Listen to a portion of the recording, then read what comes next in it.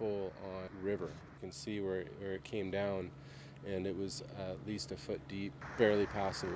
This was the scene at about 8 o'clock last night. A steady stream of water came barreling down the hillside, going around and through David Siegel's house. You can see the water line right there. It was like a foot deep.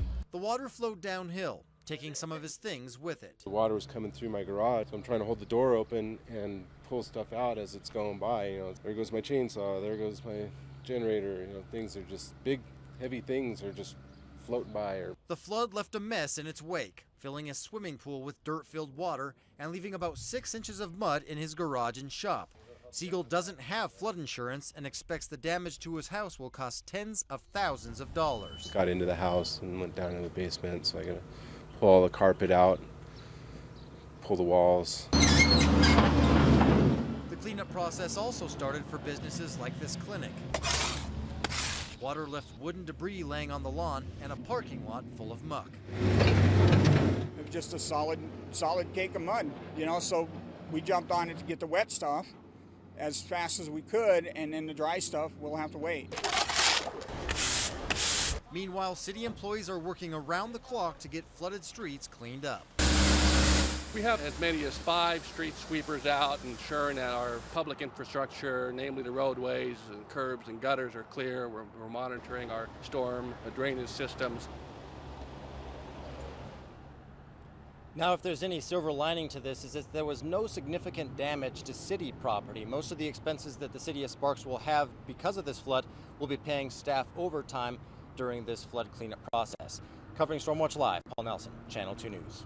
All right, Paul, thanks for the update. And it wasn't just the streets that were hit pretty hard during yesterday's storm. Cleanup efforts included schools and parks as well. That's right. Ryan Canaday joins us now live at Jerry Whitehead Elementary, where the aftermath looks pretty messy. Ryan, what's it like out there? Well, guys, water actually got into the school through the doorways and through the window frames. 11 classrooms. The carpet inside there are damaged due to water and mud. But if you see behind me, you can see where the real bulk of the damage took place.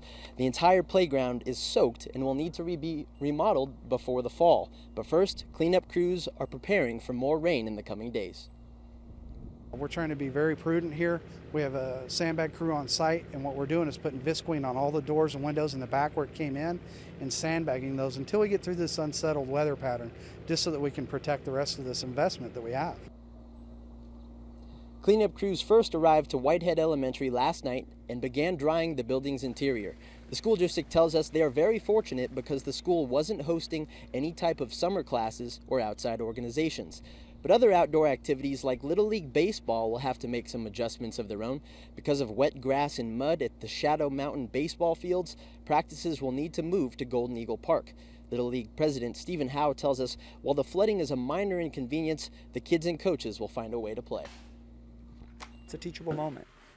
That sometimes we have to be mobile, and we have to respect what we've got from our Parks and Rec department and our city and our public works, and we've got to be as mobile as they are. Yeah, and the city of Sparks has been working all day to make sure all parks and recreational centers are cleaned up as soon as possible. Covering the story live in Sparks, Ryan Canaday, Channel 2 News.